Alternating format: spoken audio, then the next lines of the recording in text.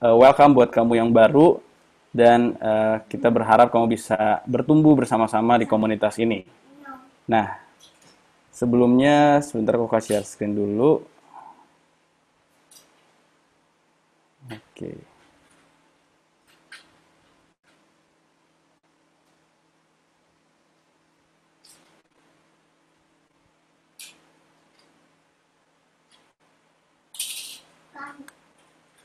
Oke, yuk sebelum mulai kita doa sekali lagi. Tuhan Yesus, terima kasih, kami bersyukur untuk hari ini, ajar kami Roh Kudus, supaya kami sama-sama boleh mengerti apa yang Tuhan mau kami lakukan di tengah pandemi seperti sekarang ini. Bahkan lewat setiap firman yang kami mau dengar, Roh Kudus bicara dari hati ke hati. Terima kasih, jadikan kami tidak hanya pendengar, tapi jadikan kami pelaku firman Tuhan.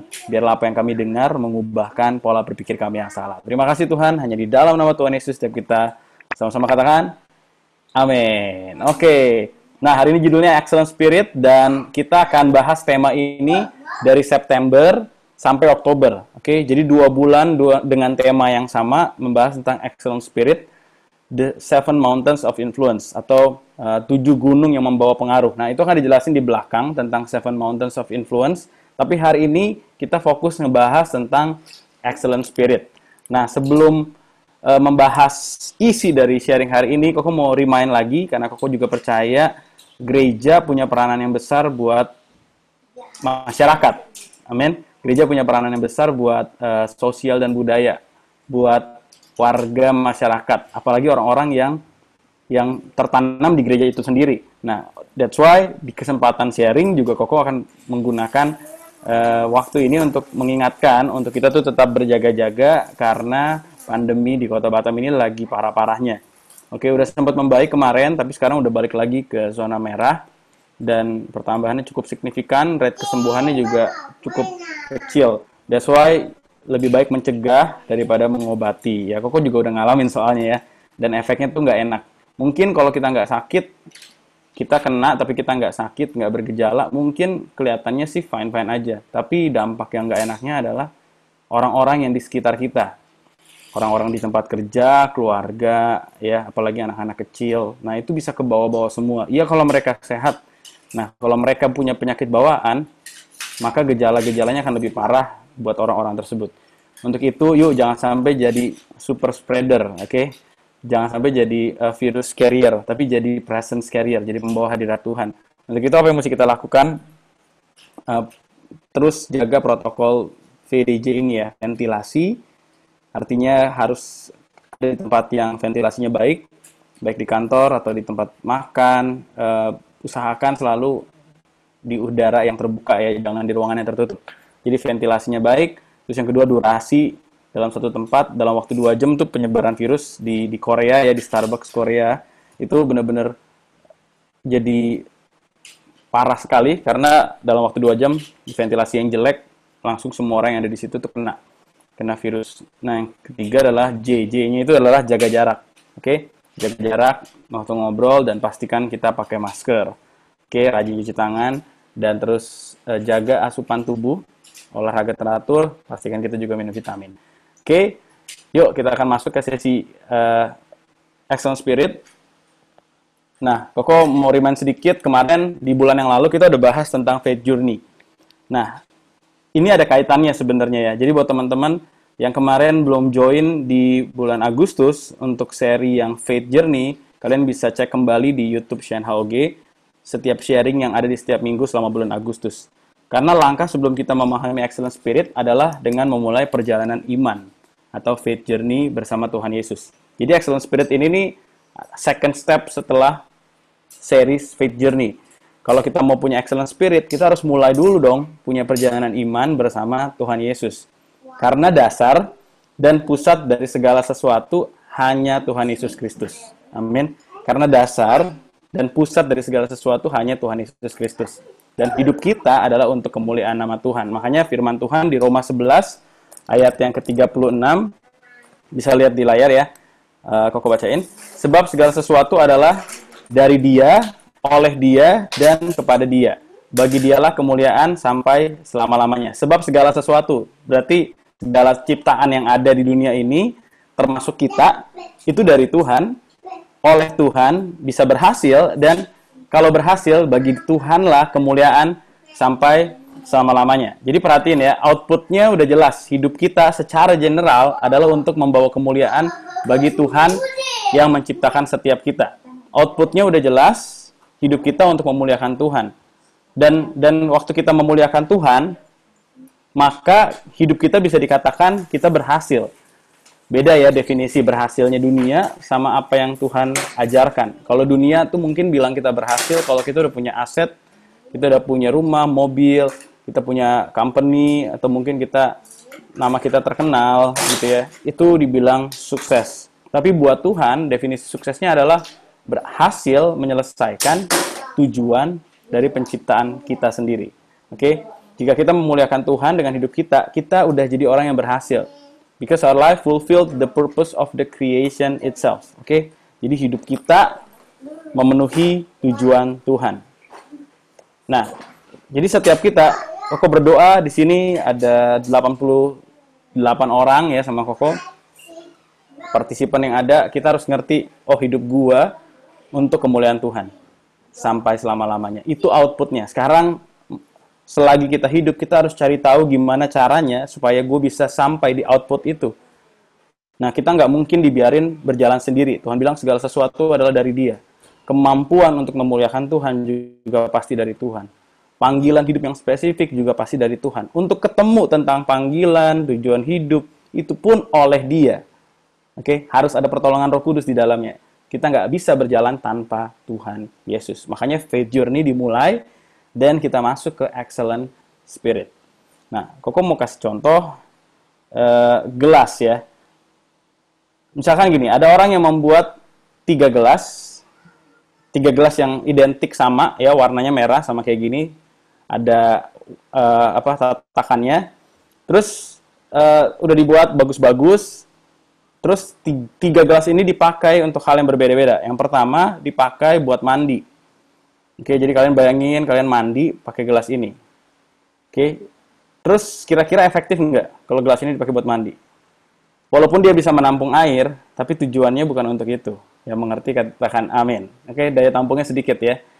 Terus yang kedua, ini buat kumur bisa lah kayaknya nih. Tapi kalau buat mandi kayaknya nggak bisa ya. Yang kedua, saking disayangnya di gelas. Aduh bagus banget ya. Aduh mahal banget nih. Misalkan ini, aduh bahannya ini mahal gitu ya. Catnya juga mahal. Aduh sayang banget ya kalau dipakai ya, ntar rusak ya. Udah deh, akhirnya saking sayangnya ditaruh sebagai pajangan di ruang tamu sampai berdebu. Nah, yang ketiga, gelasnya kan ada 3 ya. Gelas yang ketiga dipakai untuk bikin kopi. Nah, menurut kalian, yang mana yang berhasil? Gelas mana yang berhasil menurut si pembuat gelas tersebut? Oke, yang pertama dipakai buat mandi. Yang kedua dipajang doang, saking sayangnya daripada dia pecah, somplak ujungnya ya kan. Akhirnya dipajang, dan yang ketiga dipakai untuk minum kopi. Walaupun nih, waktu dipakai buat minum kopi, pasti kotor kan? Pasti kotor. Pasti ada kemungkinan nih, dia misalkan ada retak sedikit atau pecah sedikit di bagian ujungnya. Atau mungkin orang nggak hati-hati taruhnya jadi retak di bagian bawahnya. Jadi gini, akan ada resiko untuk seperti itu terjadi. Tapi yang cangkir yang ketiga, gelas yang ketiga inilah yang dianggap berhasil oleh pembuatnya. Kenapa? Karena dia melakukan tujuan penciptaannya. Memang diciptakan buat minum kopi kok. Kenapa jadi buat mandi gitu ya? Terus ya kenapa dipajang doang?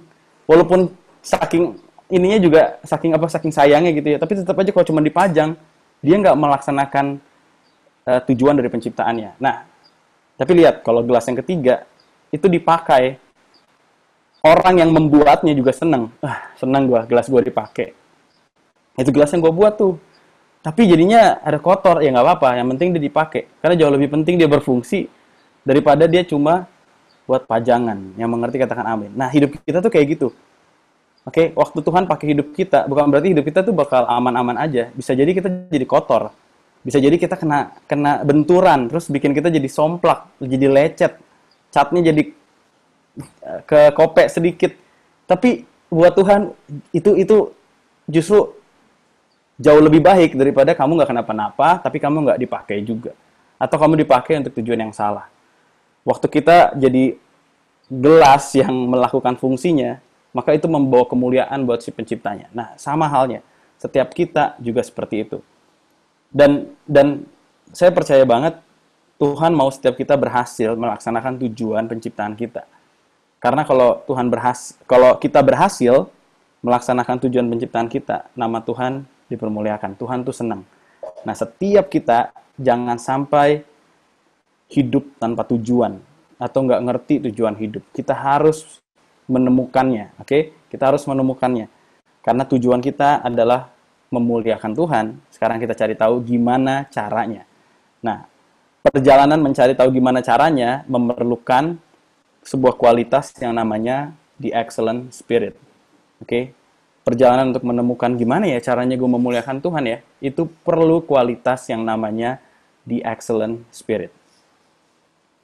Nah, excellent spirit itu kata yang muncul pertama kali orang tuh lebih sering dengarnya dari ceritanya Daniel, ya. Daniel ini siapa sih? Daniel ini adalah orang Israel yang ikut dalam pembuangan karena waktu itu bangsa Israel sudah berpaling dari Tuhan, menyembah dewa-dewa dan berhala, dan akhirnya Tuhan mengizinkan bangsa Israel ini diserang oleh Babel, dan orang-orang yang pinter-pinter dibawa ke Babel untuk jadi kerja di tempatnya Babel gitu ya, di kerajaan Nebukadnezar, kerajaan Babel. Nah, di sini di ayat ini dikatakan begini, Daniel 6 ayat 3, "Then this Daniel was preferred above the presidents and princes." Bahasa Indonesianya artinya gini, Daniel tuh disukai dan dianggap lebih baik daripada pemimpin-pemimpin, bahkan pangeran-pangeran yang ada, because an excellent spirit was in him. Karena di dalam dia ada roh yang luar biasa. Dan si raja nih, waktu itu Raja Darius ya, di tempat ini di konteks ayat Daniel 6 ayat 3 ini adalah Raja Darius, and the king thought to set him over the whole realm. Jadi si raja ini lucu ya, sebenarnya gini, ini kan kerajaan waktu itu Raja Darius itu dari kerajaan Media. Jadi ada Persia, ada Media. Nah, bayangin ya, kalau kita jadi Raja Media nih, masa kita angkat pemimpin dari bangsa Israel? Sebenarnya kan agak lucu ya. Ya ibaratnya gini deh, kita bangsa Indonesia nih, tapi saya mau pilih Perdana Menteri nih. Perdana Menterinya saya pilih orang Singapura, kan nggak nyambung kan? Ini orang Singapura yang dibuang ke Indonesia gitu misalkan, diangkut ke Indonesia, terus saya bawa dia jadi, itu pasti nggak mungkin deh, susah banget gitu. Tapi itu jadi mungkin di masanya Daniel. Kenapa? Karena nggak ada yang bisa setara sama dia. Karena ada yang namanya excellent spirit dalam dirinya. Dan saking ketaranya excellent spirit, ketara tuh akhirnya kelihatan ya, kerasa. Orang tuh bisa tahu ada roh yang luar biasa di dalam Daniel. Jadi dia nggak cuman ngomong sesuatu yang ngawang-ngawang gitu ya. Saya penuh roh loh, saya penuh roh loh. Dia nggak ngaku-ngaku. Malah dia diakui. Karena orang bisa ngerasain dan bisa ngelihat. Artinya, excellent spirit is not only a spiritual things. Ya. Roh yang luar biasa itu bukan cuma ngomongin hal yang rohani. Tapi itu bisa kelihatan secara jasmani. Yang ngerti katakan amin. Nah, kenapa Daniel sampai bisa dibilang punya roh yang luar biasa sama si Raja Darius? Nah, ini kok bikin kesimpulan ya. What makes Daniel is known to have excellent spirit? Ada 4 nih, kurang lebih. Yang pertama, karena Daniel teruji 10 kali lebih cerdas. Oke, Daniel teruji 10 kali lebih cerdas. Jadi ceritanya adalah Daniel itu ada teman-temannya nih, Sadrak, Mesak, dan Abednego. Jadi mereka berempat. Terus waktu mereka dibawa dalam pembuangan, raja nih mau kasih makanan yang terbaik dari mejanya raja. Ya, jadi makanan minuman yang dimakan dan minum oleh raja akan dikasih ke orang-orang ini, karena dia akan nih orang-orang yang terbaik, orang-orang buangan sih, tapi pinter-pinter. Jadi mereka bisa dapat servis yang bagus juga dari kerajaan. Tapi Daniel dan teman-temannya memilih untuk tidak menajiskan diri dengan makanannya raja. Kenapa? Karena di kepercayaan pada saat itu, makanan-makanan itu tuh udah dipersembahkan dulu kepada dewa-dewa berhala. Daniel nggak mau. Dan si penjaga para orang-orang bijaksana ini, dia tuh bilang gini, nanti kalau kamu nggak makan, kamu kurus, saya yang kena sama raja. Terus si Daniel bilang, ya udah nanti kita lihat aja. Aku tes dulu, aku nggak makan, kasih aku sayur-sayuran aja, nanti kita lihat apakah aku jadi kurus atau enggak, kurang lebih gitu ya. Singkat cerita, dia malah perawakannya lebih baik dan lebih seger. Dan setelah raja ngobrol, kan raja ngobrol nih sama, oh ini orang buangan dari Israel ya, tapi orang-orang pinternya, oke, raja berdiskusi, terus raja ngobrol sama orang-orang lain lagi dari berbagai daerah, didapatilah Daniel, Sadrak, Mesak, Abednego ini 10 kali lebih cerdas. Jadi secara knowledge mereka tuh pinter, mereka cerdas, oke, wawasannya luas. Terus abis itu apalagi ke yang sebelah kanan ya, mempunyai karunia roh. Nah di zaman itu karunia roh tuh langka banget, nggak semua orang punya. Hanya orang-orang yang dipenuhi oleh Roh Kudus. Nah, satu ketika nih, raja tuh punya mimpi, oke? Punya mimpi dan sebentar. Sebelum yang ke situ, kok ke bawah dulu deh. Yang Daniel 6 ayat 4 ya. Kita ke bawah dulu. Setia dan tidak ada kesalahan atau kelalaian. Jadi yang pertama tadi dia 10 kali lebih cerdas secara intelektual. Terus dia tidak didapati kesalahan atau kelalaian. Kok bacaan ayatnya, Daniel 6 ayat 4. Kemudian para pejabat tinggi dan wakil raja itu mencari alasan dakwaan terhadap Daniel dalam hal pemerintahan. Jadi dicari-cari kesalahannya nih. Tetapi mereka tidak mendapat alasan apapun atau sesuatu kesalahan sebab ia setia dan tidak ada didapati suatu kelalaian atau kesalahan padanya. Jadi pertama udah Daniel pinter, terus yang kedua Daniel tuh nggak ada kesalahan atau kelalaian. Berarti kerjanya rapi, kerjanya bagus. Orangnya bertanggung jawab. Kalau dikasih tugas, bener-bener nggak lalai. Diselesaikan dengan baik. Jadi, dari situ tuh orang bisa mengenali, wah memang ada sesuatu yang luar biasa dari orang ini. Nah, ini dua hal yang pertama. Lalu yang ketiga, baru tadi tuh, yang mempunyai roh. Mempunyai roh. Jadi, mempunyai karunia roh tuh seperti apa sih?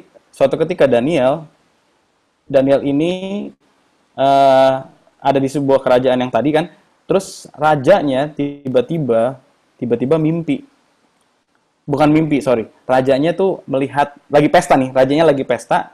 Terus si anaknya Nebukadnezar lagi pesta. Terus dia pakai perkakas dari bait suci. Ini kan nggak boleh. Bait suci dipakai buat perkakas untuk mereka pesta. Minum dan sebagainya. Terus gara-gara dia ngelakuin hal ini, tiba-tiba muncul tangan doang ya. Jadi cuma segini doang nih, muncul. Terus dia tangan ini pakai jarinya nulis di dinding. Nah, satu orang yang datang di pesta itu langsung pada kaget semua. Karena tiba-tiba muncul tangan, ya kalian juga pasti kaget lah ya. Terus muncul tangan, terus nulis di dinding gitu. Terus orang nggak ada yang ngerti apa yang dia tulis ini ya. Nggak ada yang ngerti ini bahasa mana, artinya apa, nggak ada yang ngerti. Terus tiba-tiba ada salah satu penasehat bilang begini. Ada seorang raja nih, ada seorang di kerajaannya Anda, aku bacain aja bahasa Inggrisnya ya. There is a man in your kingdom in whom is a spirit of the holy God, and in the days of your father, illumination, understanding, and wisdom like the wisdom of the gods were found in him. Jadi intinya dia bilang gini, di zaman bapak kamu, ada orang yang punya rohnya dewa-dewa. Mereka bilangnya roh dewa-dewa, padahal itu Roh Kudus. Dan dia tuh punya kemampuan yang luar biasa, pengertian, illumination tuh artinya dia punya pencerahan, dia bisa tahu. Terus wisdom, dia punya hikmat. Dan dia itu dipilih sama Nebukadnezar, ayahnya kamu, sebagai kepala dari semua magician. Ya orang-orang ahli-ahli nujum, ahli-ahli magic gitu ya. Kepalanya siapa? Si Daniel. Karena dia bilang, it was because an extraordinary spirit, knowledge and insight, the ability to interpret dreams, clarify riddles. Jadi dia bilang karena dia punya roh yang luar biasa. Dia punya hikmat, dia punya kemampuan untuk bisa menerjemahkan mimpi, dan dia bisa membuat teka-teki atau sesuatu yang rumit itu jadi jelas. Dia bisa membuat masalah yang kompleks jadi ada solusinya. Ini orang terkenal banget berarti kan Daniel, dan dia kepala di antara semua orang bijaksana. Kenapa nggak panggil dia? Akhirnya dipanggil. Terus dia bisa tahu artinya. Oke? Nanti mau tahu artinya apa, baca aja sendiri ya, Daniel 6. Oke, baca aja sendiri. Tapi intinya gini, dia punya karunia roh. Suatu ketika nih, Raja Nebukadnezar, bayangin ya, mimpi. Waktu dia mimpi, terus dia bilang gini sama orang-orang bijaksananya, para ahli sihir dan sebagainya. Dia bilang gini, aku mau tanya, apa arti mimpiku? Terus mereka bilang, ya udah, apa mimpinya raja? Saya nggak mau kasih tahu. Kalian harus tahu apa mimpi saya, dan kalian harus ceritakan apa artinya. Yang mimpi si raja, ya, terus raja nggak mau kasih tahu mimpinya apa. Terus dia minta orang-orangnya nih terjemahin mimpinya dia, plus harus tahu mimpi dia apa. Bayangin ya, Kan aneh kan, yang mimpi dia. Yang mau tahu artinya dia, tapi dia nggak mau kasih tahu mimpinya ke kita. Kenapa ini raja ini kenapa gitu. Terus singkat cerita kan nggak ada yang mampu kan. Akhirnya raja buat keluarin titah, ya udah dia akan bunuh semua orang bijaksana. Dia akan bunuh semua orang bijaksana yang ada di kerajaannya. Dan gara-gara itu akhirnya Daniel muncul. Terus akhirnya Daniel, Sadrak, Mesak, Abednego berdoa. Waktu dia berdoa, dia dapat karunia roh. Karunia rohnya apa sih? Berkata-kata dengan pengetahuan. Tiba-tiba dia tahu mimpinya si Raja Nebukadnezar. Terus dia tahu artinya apa. Jadi dia sampein. Gara-gara dia sampein, nggak jadi tuh dibunuh orang-orang bijaksana di kerajaan itu.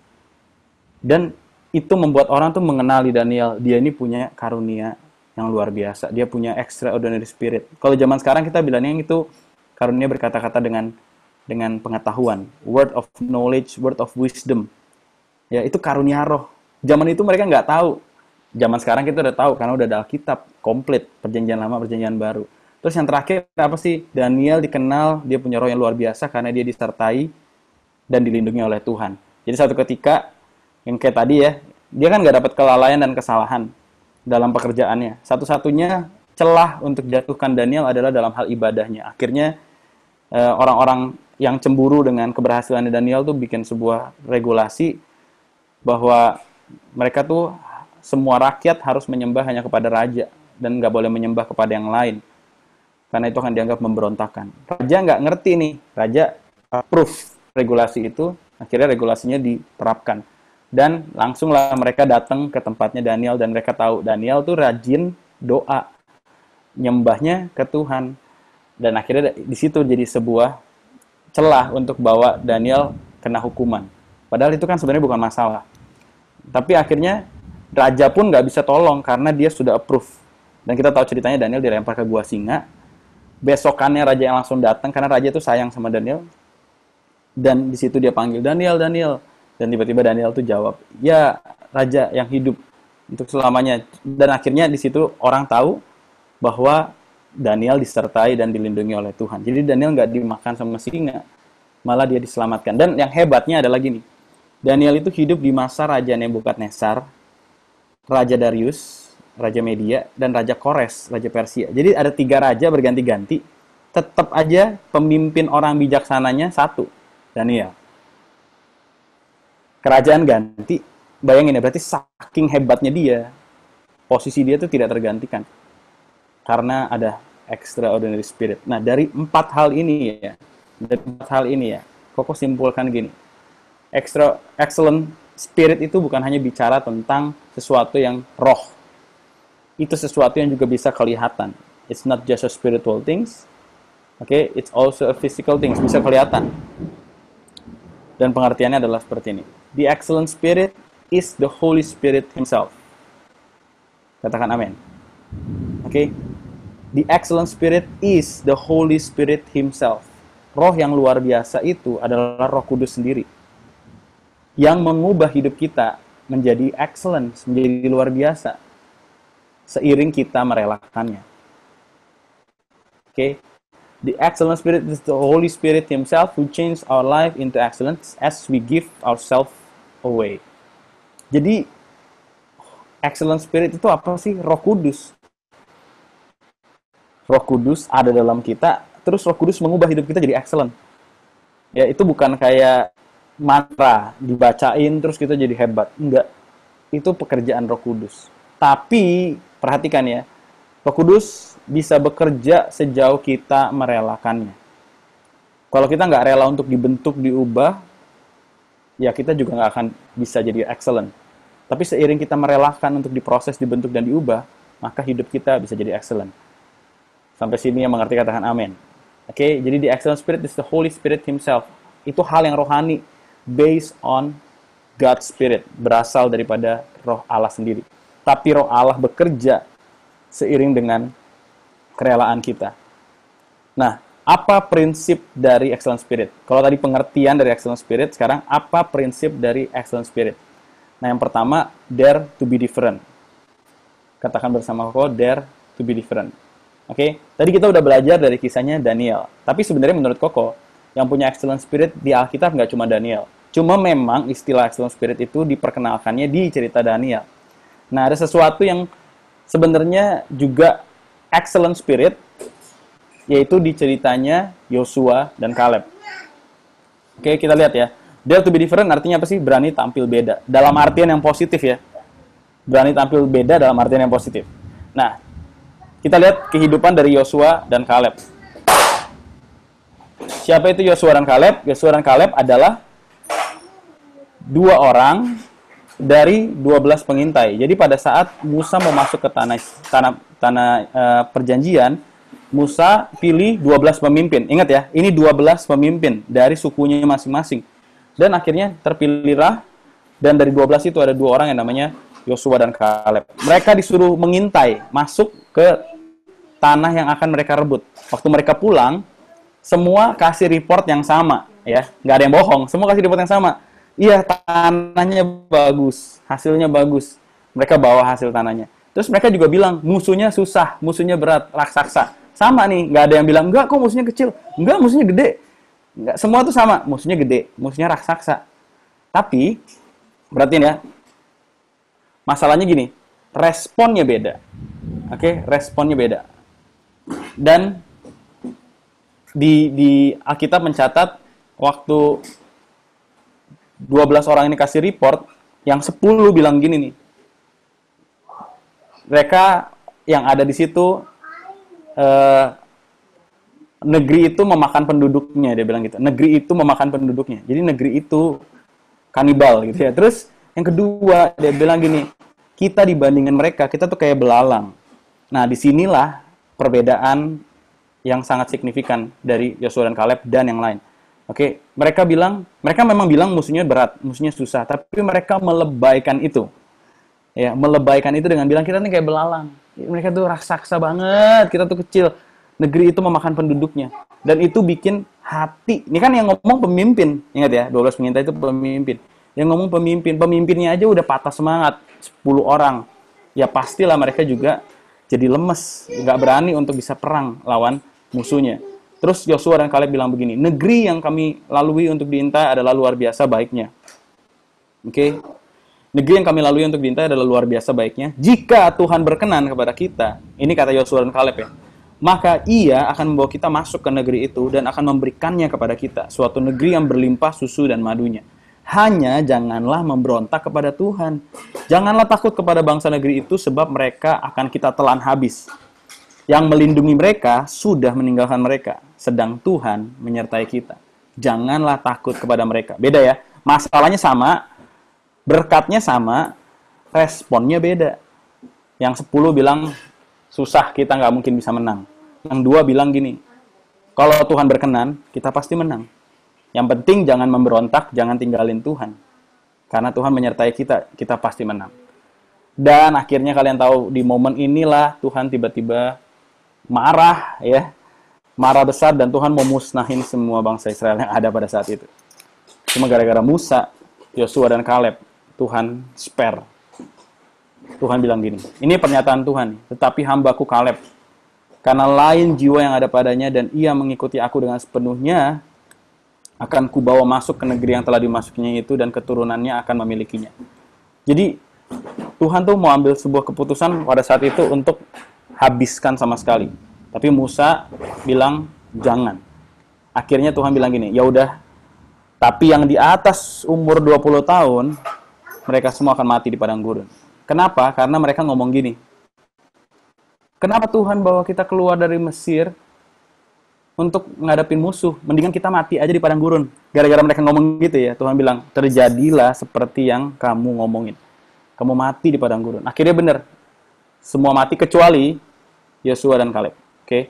Kenapa Yosua nggak disebut di sini? Karena Yosua tuh juga sebenarnya akan jadi pemimpin untuk menggantikan Musa. Jadi dia juga pasti masuk gitu ya ke tanah perjanjian. Jadi dia nggak disebut di sini. Tapi Tuhan tuh kasih praise, kasih pujian kepada Kaleb. Dia bilang, lain nih jiwa yang ada padanya dia. Dia dare to be different. Amin. Dan itu membuat Yosua Kaleb masuk. Karena dia berani tampil beda di saat 10 orang tidak percaya bahwa Tuhan akan menyertai, 2 orang ini percaya bahwa perkenanannya Tuhan akan membuat mereka sanggup masuk dalam tanah perjanjian yang Tuhan janjikan. Nah, Bagaimana dengan kita hari ini? Oke ya. Ini poinnya gini. Dare to be different. Oke, dari sekarang nih, apakah kita berani punya jiwa yang lain seperti Caleb? Di tengah hubungan pacaran. Misalkan gini deh, pacaran sekarang orang tuh nganggap hal yang serius atau enggak. Kebanyakan orang nggak nganggap pacaran itu hal yang serius. Jadi bisa coba-coba. Sekalipun belum waktunya dia pacaran. Sekalipun nggak sepadan dia pacaran. Nggak seiman dia pacaran. Padahal nggak yakin ke depannya bakal serius dia pacaran. Kenapa? Karena semua orang di semua kebanyakan mikir kalau pacaran itu bukan sesuatu yang serius-serius banget. Apakah kita, anak-anak Tuhan, dare to be different? Can we have a different spirit? Oke, di saat orang semua mikir pacaran itu buat coba-coba, pacaran tuh nggak usah terlalu gimana serius-serius banget, gua mau beda. Kalau kamu punya spirit yang kayak gitu, kamu seperti Caleb, you have a different spirit. You dare to be different. Kok lu ribet banget sih mau pacaran aja? Kasih tau pemimpin dulu, doa dulu. Ya udahlah, belum tuh juga lu nikah sama dia kan, banyak kan yang kayak gitu kan. Ya udahlah santai aja, namanya juga pacarannya coba lah, kalau nggak cocok ya putus. Di saat nih semua orang lagi pada kayak gitu, are you dare to be different? If you dare to be different, that's the next spirit. Dalam kekudusan, banyak orang nggak anggap kekudusan penting, ya kan? Dalam pacaran, udahlah cium nggak apa-apa, udahlah gini gitu nggak apa-apa. Banyak orang yang mikir itu lebay. But kalau misalkan kalian ngerti prinsip ini, kita bukan lebay. Because I want to be different. I want to have a different spirit. I want to have an extraordinary, an excellent spirit. Amin. Gue mau beda pacarannya karena gue tahu banyak orang yang pacarannya nggak kudus dan akhirnya pernikahannya hancur. Ngapain gue nambahin jumlah yang kayak gitu? Justru gue mau berbeda di tengah bangsa yang ini, yang sesat, generasi yang sesat ini. Itulah yang Yosua dan Kaleb lakukan di saat mereka semua nggak percaya sama Tuhan. Dua orang ini tiba-tiba mengoyakkan pakaiannya bilang, kita percaya, jangan memberontak sama Tuhan. Kita pasti bisa masuk. Memang musuhnya besar, siapa bilang nggak ada masalah. Masalahnya gede, tapi kita bisa. Karena Tuhan menyertai kita. Itu orang yang beda. Yang Tuhan langsung bilang, different spirit. Ini excellent spirit. Nah, di saat orang-orang nggak jaga kekudusan, nggak cuma dalam hal pacaran ya, dalam hal nggak ngebohong. Banyak orang ngebohong kan biasa kan, ya kan? Ngebohong, udahlah bohong aja. Ngebohong tuh gampang, ngebohong tuh biasa. Are we brave enough to stand out? Apakah kita berani untuk berdiri dan bilang nggak, gue nggak mau bohong, gue mau jaga kejujuran, gue mau jaga kekudusan. Kalau kita berani ngomong kayak gitu dan kita lakukan, itu namanya excellent spirit. Banyak orang nggak jaga perkataan, ya kan? Apalagi sekarang lagi ngetren kan, titit gitu ya, lagi ngetren tuh. Banyak orang ngomong itu kayak biasa aja, walaupun udah tahu artinya salah, tetap aja biar keren, biar apa. Apakah kamu berani to stand out and be different dengan perkataan kita, cara ngomong kita? Nggak sembarangan, nggak suka gosip, nggak suka kata-kata yang sumpah serapah. Kalau kamu berani kayak gitu, di tengah teman-teman semua lagi ngomongin hal itu, kamu nggak ngomongin, you are different. That's an excellent spirit. Oke, apalagi? Dalam kehidupan, di tengah banyaknya keluarga yang broken home, membuat anak-anak hidupnya hancur. Mungkin gini ya, kita atau beberapa, atau mungkin kebanyakan di antara kita hari ini, mungkin based on keluarga yang broken home. Basically, keluarga kita, mungkin papa mama kita bercerai, atau nggak bercerai tapi hubungannya nggak baik, atau kita nggak punya papa, atau kita nggak punya mama, atau mereka berpisah sejak kita kecil. Apapun yang kita alamin, kebanyakan orang mikirnya gini, kalau dari keluarga seperti itu akan hancur. Dari keluarga kayak gitu, hidupnya pasti berantakan. Are you willing to be different? Are you dare to be different? Oke, keluarga yang broken home, punya anak yang rusak udah banyak. Gua nggak mau. Dalam hidup ini, I choose to be different. That's an excellent spirit. Oke, di saat orang susah ngucap syukur, apakah kita bisa jadi orang yang tahu diri dan mengucap syukur? Oke, kalian tahu di cerita di Alkitab ada 10 orang kusta datang ke Yesus minta disembuhin. Dari 10 ini, 10-10-nya disuruh pergi menghadap imam. Padahal menghadap imam tuh hanya dilakukan kalau mereka udah sembuh. Imam yang akan memvalidasi. 10-10-nya berangkat dalam kondisi masih kusta. Di perjalanan tiba-tiba sembuh. Dari 10, cuma 1 yang balik. Ingat ya, dare to be different. Yang 9-nya apa? Tetap jalan ke arah imam. Yang satu balik, bersujud, terus bilang, Tuhan terima kasih. Again and again, Tuhan terima kasih. Di Alkitab Amplified bilangnya, again and again dia bilang terima kasih sama Tuhan. Terus Tuhan bilang gini nih, bukankah ada 10? Oke, bukankah ada 10 yang sembuh? One of them, bentar ya. Then Jesus asked, were not 10 of you cleansed? Where are the other 9? Was there no one found to return and to give thanks and praise to God except this foreigner? Karena yang balik ini orang Samaria. Yang 9 itu orang Yahudi. Jadi yang orang Yahudi, Yesus orang Yahudi, nggak balik. Yang orang Samaria balik, lebih tahu diri. Jadi kebanyakan tuh itu yang terjadi ya. Kebanyakan orang minta sesuatu sama Tuhan, pas sudah dapat tuh nggak ngucap syukur. Kebanyakan orang dalam kondisi yang sehat nggak bilang thank you sama Tuhan. Kebanyakan orang punya pekerjaan nggak bilang thank you loh, malah ngeluh. Banyak orang padahal lagi cari kerjaan. Apakah kita dare to be different? To say thank you God untuk kerjaan ini, thank you God untuk kampus ini, walaupun online, thank you God untuk keluarga ini. Kalau yang ngeluh tuh udah banyak, nggak usah nambah-nambahin list orang yang ngeluh, nggak usah nambah-nambahin list orang yang nggak bisa ngucap syukur. Tapi yuk, dare to be different untuk jadi orang-orang yang tahu ngucap syukur. Nah, yang keren, yang terakhir, are we willing to be different? Orang yang suka di hadirat Tuhan. Ada satu ayat yang bilang begini. Waktu Musa ketemu Tuhan, mereka ketemu tuh kayak temen. Dia bilang gini, Lord used to speak to Moses. Tuhan ngobrol sama Musa, just as a man speak to his friend. Kayak temen ngomong sama temennya gitu, sama sahabatnya. Tapi waktu Musa kembali, Yosua, a young man, will not depart from the tent. Jadi Yosua sama Musa ini punya Yosua sebagai abdinya ya. Dan Yosua ini selalu ikut. Termasuk pada saat Musa masuk ke kemah pertemuan. Dan waktu Musanya keluar, Yosua tuh tetap di sana. Yosua tuh cinta hadirat Tuhan. Yang keren adalah gini, Yosua itu punya hubungan dengan Tuhan yang personal. Kalian tahu gak? Waktu Musa dibawa Tuhan naik ke Gunung Sinai, Yosua tuh ikut. Jadi Yosua tuh tahu yang 10 perintah Allah ditulis di tablet, itu Yosua tuh ikut. Jadi Yosua tuh punya experience. Dia nggak cuma tahu Tuhan dari kata Musa. Dia tahu Tuhan karena dia juga pernah, dia experience juga. Dan waktu Yosua dan waktu Musa dan Yosua masuk ke kemah pertemuan, mereka ketemu Tuhan. Yosua tuh udah biasa dengar suara Tuhan. Coba lihat deh, kebanyakan kagak mau. Makanya pada saat Tuhan muncul di atas Gunung Sinai, terus ngelihat ada kilat, ada api, langsung yang lain bilang apa? Gini aja deh, Musa, kamu ngomong sama Tuhan, nanti Tuhan ngomong apa kasih tahu ke kami. Kami nggak mau deket-deket. Itu bangsa Israel. Tapi Musa tetap mau deket dan Joshua ikut.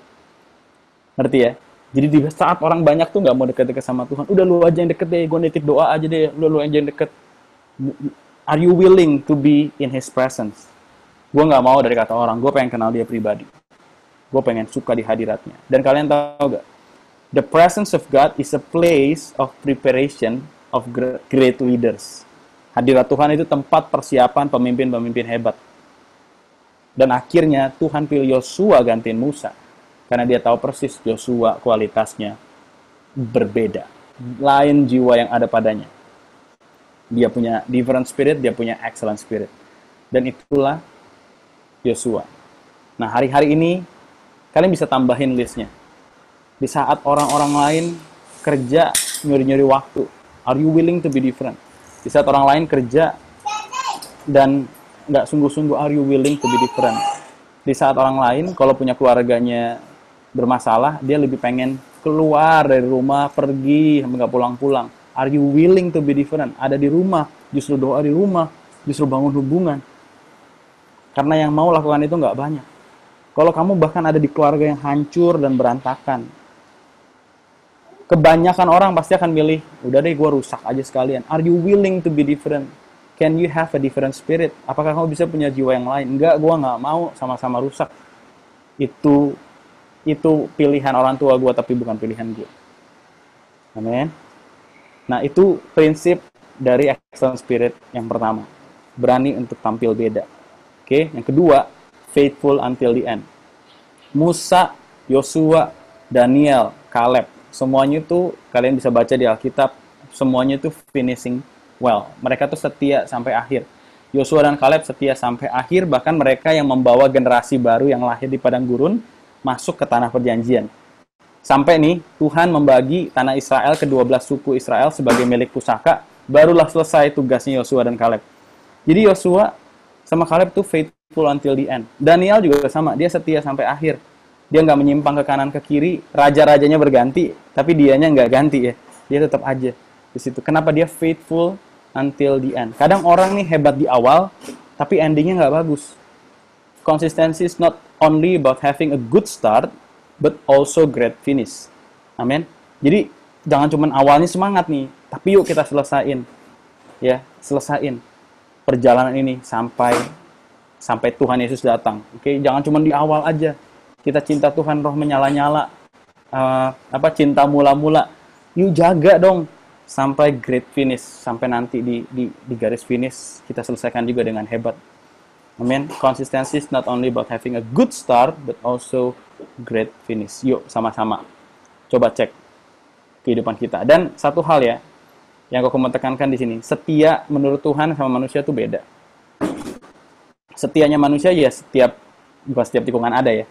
Setianya manusia tuh ya udah, gue selalu ada, udah. Tapi setianya Tuhan tuh berbeda. Kalian ingat Matius 25:21 perumpamaan tentang talenta, ada orang yang dapat 1, 2, dan 5. Yang 2 dimultiplikasi jadi 4, 5 jadi 10, yang 1 nggak diapa-apain. Terus sama yang 2 dan yang 5, Tuhan bilang begini, maka kata tuannya itu kepadanya, baik sekali perbuatanmu itu, hai hambaku yang baik dan setia. Engkau telah setia dalam perkara kecil, aku akan memberikan kepadamu tanggung jawab dalam perkara yang besar. Masuklah dan turutlah dalam kebahagiaan Tuhanmu. Jadi kategori setianya Tuhan ternyata berbeda sama manusia. Kalau manusia ya, yang 1 tadi dikasih tetap 1, nggak hilang, itu setia dong. Tapi buat Tuhan itu justru males, itu justru nggak setia. Yang setia tuh membuat progres dan mengembangkan. Okay, in God's perspective, faithfulness is about making progress. Kayak contoh nih, kalau ini Koko ingat banget karena contoh ini pernah dikasih sama Pak Erwin. Dia bilang gini, kalau ada 2 orang gembala kul, yang satu memulai kulnya dengan 5 orang, yang satu memulai kulnya dengan 5 orang. 3 tahun berlalu, yang satu tetap 5 orang, yang satu jadi 8 orang. Kira-kira yang mana yang setia? Yang 5 ini nggak ada yang hilang loh, itu juga hebat kan? Ya, karena mempertahankan lebih susah kan daripada meraih.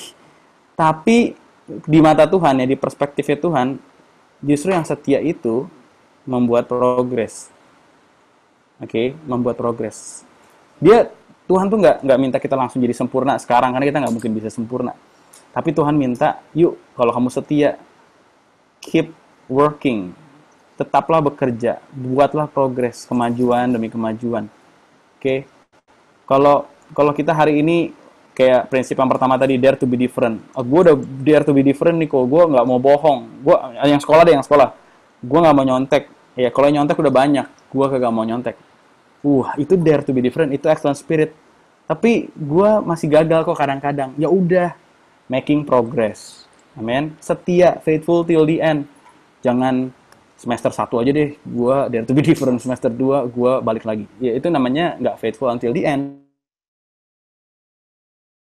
Making progress. Kalau kita selama ini sekarang Tuhan percayakan pekerjaan, keep making progress. Oke? Lakukan apa yang bisa kita lakukan dengan baik, bukan karena untuk manusia tetapi untuk Tuhan. Seperti hamba yang baik dan setia. Oke, keep making progress. Itu namanya excellent spirit. Karena kita punya prinsip di komunitas ini, progress over perfection. Kalau orang nih nyari perfect, terus dia udah perfect, dia nggak akan bertumbuh, dia akan stuck. Tapi kalau orang terus nyari progress, dia akan terus berkembang dan berkembang. Oke, kalau misalkan ada di antara kita yang, aduh, gue masih jatuh dalam dosa. Koko ingat banget ya, jadi suatu ketika Koko lagi naik mobil, di depan Koko ada orang pakai motor, terus dia pakai kaos, tulisannya kayak gini nih. You do not drown by falling in the water, you drown by staying here. Dia bilang ini, kamu nggak tenggelam waktu kamu jatuh ke air, kamu tenggelam gara-gara kamu tetap di situ. Oke, di situ kok tangkep ya. Orang yang masih jatuh dalam dosa. Oke, jatuh ya jatuh. Tapi orang yang punya keinginan untuk bertobat, dia nggak akan tetap ada di situ. Dia nggak akan tetap tenggelam dalam dosa. Dia akan making progress. Oke, gue jatuh hari ini, gue bertobat, gue minta ampun. Gue jatuhnya gara-gara apa? Oh, gara-gara gue buka Facebook tadi. Ya udah, gue nggak main Facebook dulu. Oh ya, gara-gara gue tadi buka IG, gue lihat account yang itu, ya udah gue unfollow deh. Oh, gara-gara gue ngumpul sama teman-teman, terus gue di-share video itu. Oke, gue nggak mau ketemu mereka dulu deh. Making progress dong, ya kan? Karena kamu nggak tenggelam kok waktu jatuh ke air. Kamu tenggelam waktu kamu diam aja, nggak berusaha keluar. Kadang-kadang kita kayak gitu, kita nggak making progress, terus kita berharap bisa menang dari dosa. Faithfulness di mata Tuhan is about making progress. Oke, kamu masih jatuh dalam dosa. Keep making progress.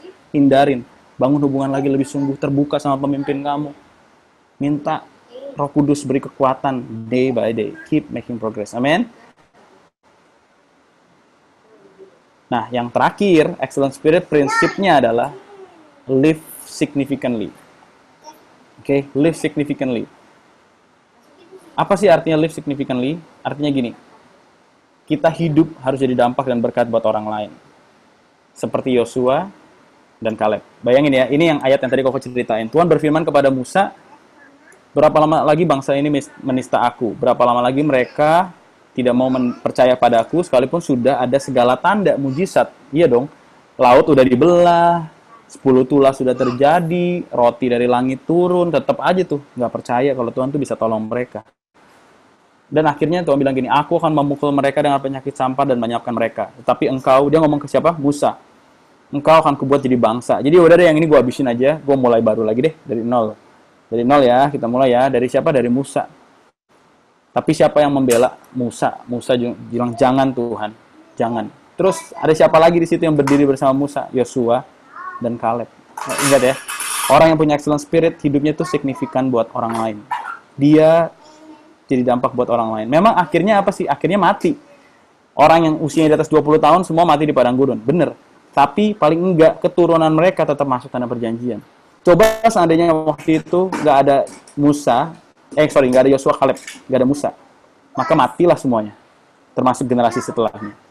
Jadi Yosua dan Kaleb hidupnya saking signifikannya jadi berkat buat generasi yang akan datang. Yang mimpin bahkan bangsa itu masuk ke tanah perjanjian. Yang menghancurkan tembok Yeriko dengan sorak-sorai. Generasi yang baru, yang lahir di padang gurun. Yang dipimpin oleh siapa? Yosua dan Kaleb. Kalian pikir kalau dare to be different nggak ada resiko? Sangat beresiko. Ya kan? Yang lain nyontek. Ya ini yang sekolah ya. Gua nggak nyontek. Pendeta lu ya. Pasti dibully dah. Ya kan?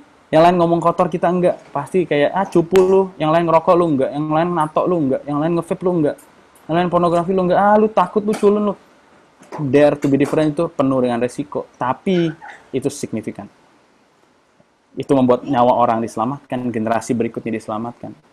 Bahkan Yosua dan Kaleb terakhir sebelum mereka selesai tugasnya, Yosua bilang gini, aku dan sisi keluargaku kami akan beribadah kepada Tuhan. Keluarganya ngalamin berkat.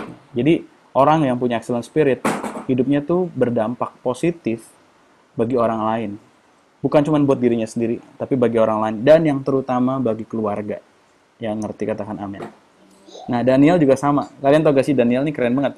Jika Daniel nggak menerjemahkan mimpi Nebukadnezar, maka semua orang bijaksana di Babel pada saat itu akan mati. Ingat yang tadi kau cerita ya, rajanya mimpi, rajanya tanya, tapi rajanya nggak mau kasih tahu mimpinya apa. Terus dia bilang ini, kalau lu pada nggak bisa kasih tahu, gue bunuh nih semua orang bijaksana di Babel.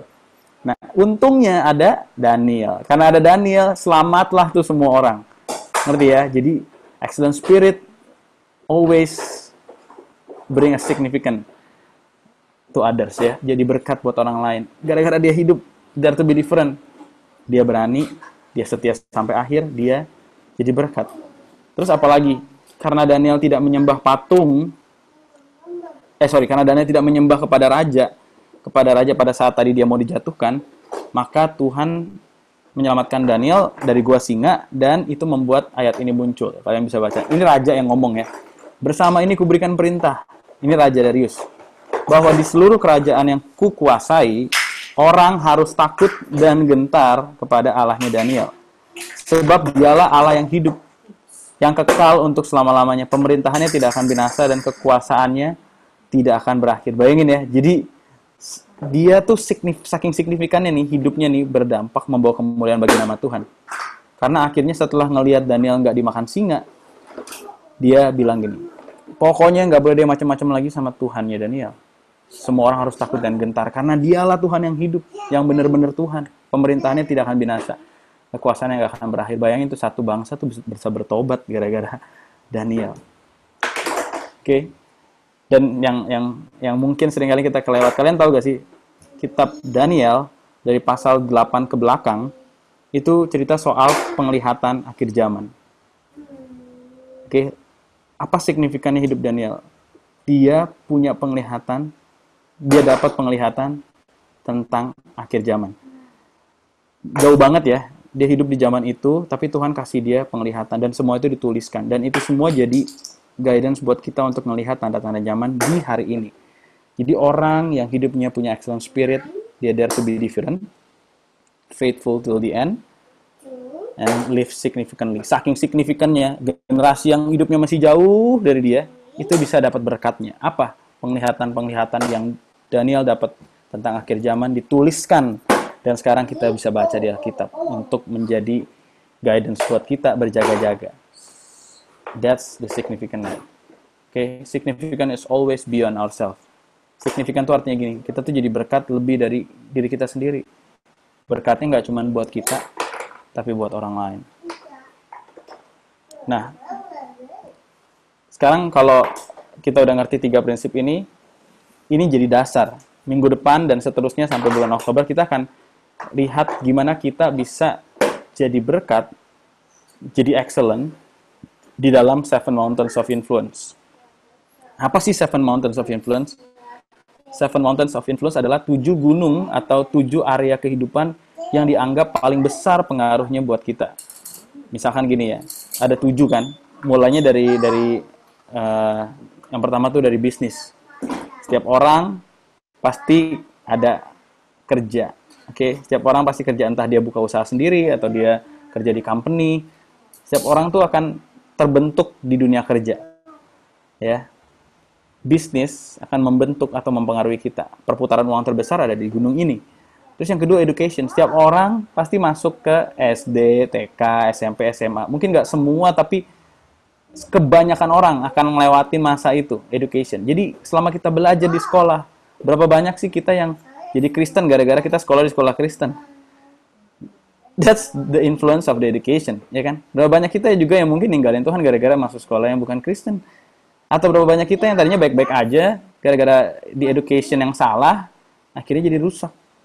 Nah, selain itu apalagi gunungnya? Government. Karena government buat kebijakan untuk masyarakat. Jadi pasti pengaruhnya gede banget. Orang yang bisa nguasain gunung government akan bawa dampak yang besar banget. Terus di mana lagi? Di family, keluarga. Keluarga itu tempat pembentukan generasi yang pertama. Ya, setiap anak kecil belum ke sekolah, ya ketemunya keluarga. Itu sekolahnya mereka tuh, keluarga. Kalau di keluarganya udah hancur, ribut, berantem, cerai, ya itulah yang mereka, benih yang masuk di pikiran mereka, dan one day mereka pikir mereka akan sama seperti itu. That's influence. Terus ada apalagi art entertainment. Setiap kita tuh pasti suka musik, suka olahraga, suka entertainment. That's also influence our life. Terus apalagi religion. Ya, dengan ibadah kita dapat influence, mempengaruhi nilai-nilai. Terus apalagi media. Nah, media nggak usah dikata lagi dah. Baik yang di TV, baik yang di handphone, di sosial media, di smartphone, di mana-mana.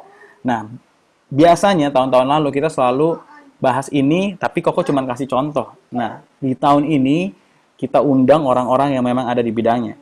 So, Koko pengen setelah kita dengar hari ini tentang basic principle of the excellent spirit, yuk ikutin setiap minggunya supaya kita tahu kira-kira Tuhan mau taruh saya di gunung yang mana. Saya bisa berkarya di gunung yang mana untuk membawa influence bagi kemuliaan nama Tuhan. Tujuan hidup saya kan muliain Tuhan nih. Prinsipnya kan excellent spirit. Tapi di mana ya gue mau beri dampak? Gak mungkin kita bisa kuasain semua 7 gunung. Kita akan mulai dari gunung demi gunung. Tapi yang paling pertama kita harus menangin adalah gunung family.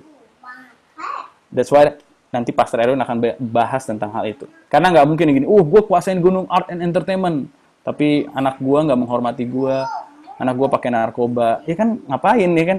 Oh, saya penguasa gunung religion nih, tapi saya cerai. Ya, ngapain? Yang mau lu bagiin apa gitu? Apa yang influence yang bisa lu kasih? Oh, saya ini orang education, saya orang government. Ya, tapi selingkuh, ya buat apa? Ngerti kan ya? Jadi family itu harus yang nomor satu. Family itu harus kita kuasain duluan nih. Terus baru deh, setelah itu kita menangin gunung-gunung yang lain. Nah, mereka akan share, ada inspiring stories-nya, mereka akan share, bahkan nanti ada beberapa narasumber yang akan buka sesi tanya-jawab. Jadi misalkan ada teman-teman yang pengen di dunia government, terus pengen nanya, nanti bisa langsung. Ada yang pengen mungkin art entertainment, pengen nih berkarya di situ. Tapi, aduh challenge-nya kayaknya gini-gini. Gimana sih dulu ceritanya kakak bisa lewatin masa-masa itu? Nah, mereka akan share. Oke. Dan minggu depan, khusus minggu depan, kita akan bahas gunungnya bisnis. Tapi bisnis itu dibagi dua. Ada yang profesional, ada yang bisnis. Bisnis artinya gini, saya punya bisnis sendiri. Saya entrepreneur. Ya, saya punya usaha sendiri. Kalau profesional artinya saya kerja sama orang. Jadi minggu depan kita akan bagi dua breakout room. Oke, yang selama ini memang ngerasa, aduh gue sih nggak bisa jualan gue ya udah langsung aja yang profesional gitu ya. Ya, atau yang bisa, gue emang nggak pengen kerja sama orang, gue pengen jadi bos, ya udah ikut aja yang bisnis, gitu ya. Nah, itu akan kita start mulai minggu depan, tapi hari ini kita udah belajar prinsipnya. Ada 3, oke, yuk sama-sama katakan. Yang pertama, dare to be different. Oke, berani tampil beda di saat semua orang punya respon yang jelek, nggak percaya sama janji Tuhan, yuk jadi orang yang beda. Di saat anak-anak muda nggak suka hadirat Tuhan, yuk jadi orang yang beda. That's an excellent spirit. Yang kedua, faithful until the end. Jangan cuma hebat di awal, tapi have a great finish also. Oke, punya finish yang baik juga, setia. Dan ingat, setia di perspektifnya Tuhan, bukan cuma ngejagain, tapi mengembangkan, making progress. Dan yang terakhir, live significantly. Semua ini bukan buat gue, tapi buat jadi berkat. Buat orang di sekitar saya, buat dari keluarga, orang sekitar, sampai generasi yang akan datang seperti Daniel dan Yosua dan Kaleb. Oke, yuk kita sama-sama berdoa. Kita siapkan hati kita untuk perjamuan kudus.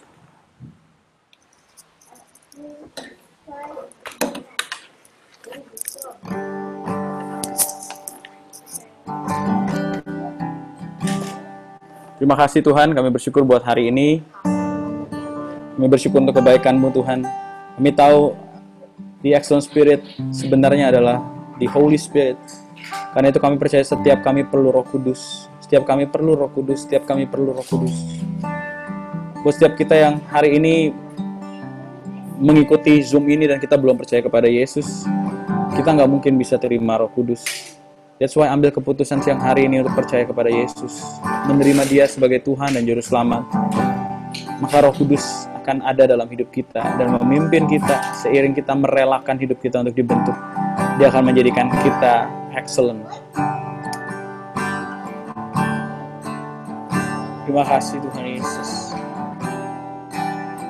Selama ini kalau ada di antara kita juga yang merasa kita jauh dari Tuhan, nggak punya hubungan dengan Roh Kudus, yuk sama-sama bangun kembali persekutuan kita dengan Tuhan. Dare to be different.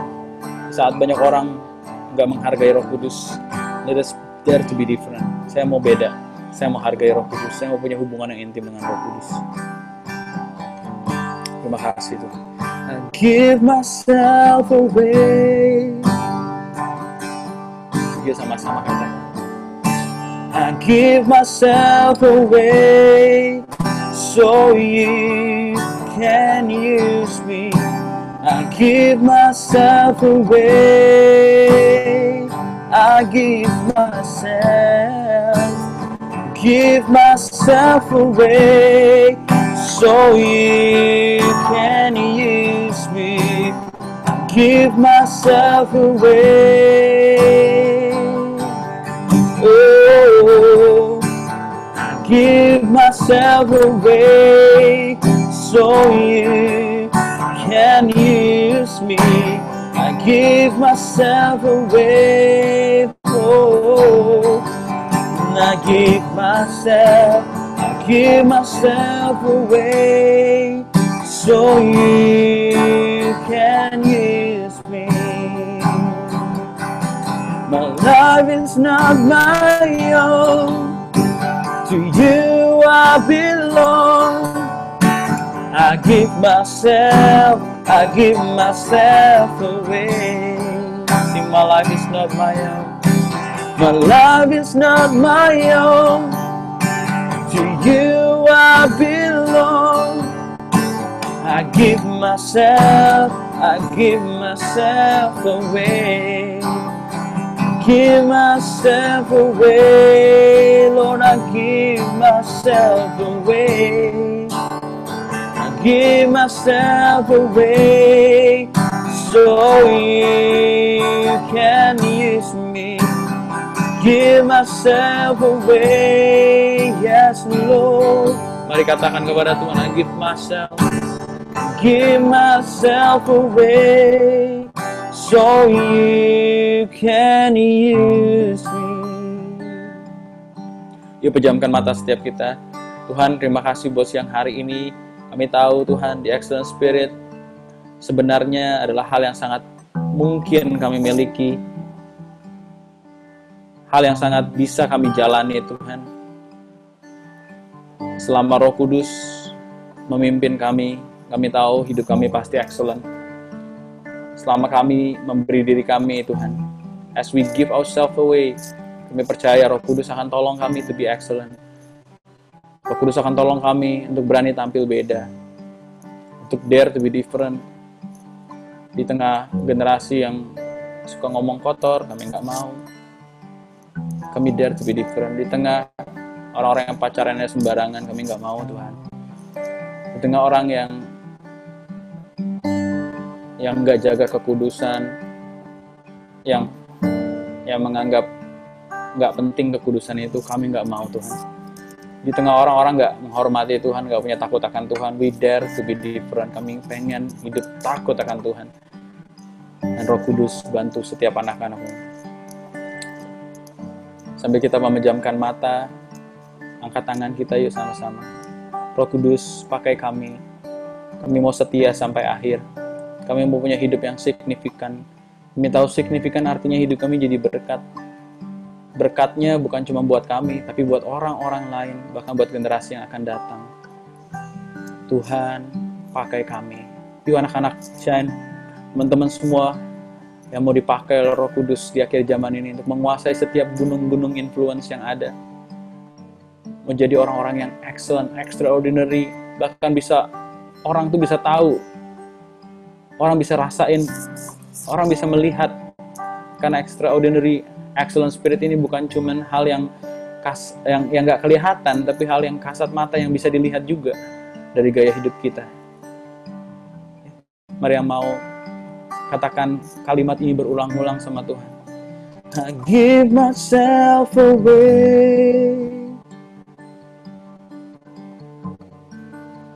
I give myself away, so you can use me, so you can use me.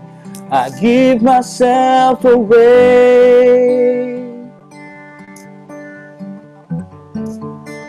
I give myself away, so you can use. Sekali lagi kata, I give myself away. I give myself away, so you can use me. I give myself away. I give myself away. I give myself away, so you can use me. Pakai setiap kami Tuhan, pakai setiap kami ya Roh Kudus. Terima kasih Tuhan, menyiapkan hati kami untuk perjamuan kudus. Tuhan memberkati setiap kami. Yuk sama-sama kita siapkan roti dan anggur. Kita akan melakukan perjamuan kudus.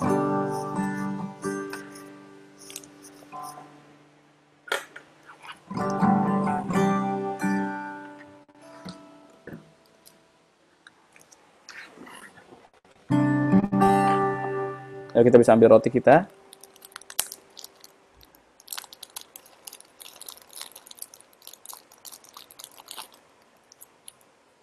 Ya, kita angkat di tangan kanan kita, kita berdoa.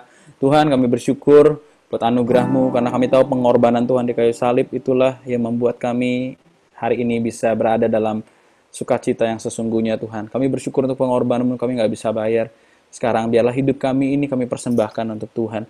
Dan saat kami melakukan perjamuan kudus ini, kami memperingati semua pengorbanan Tuhan. Karena kami tahu dari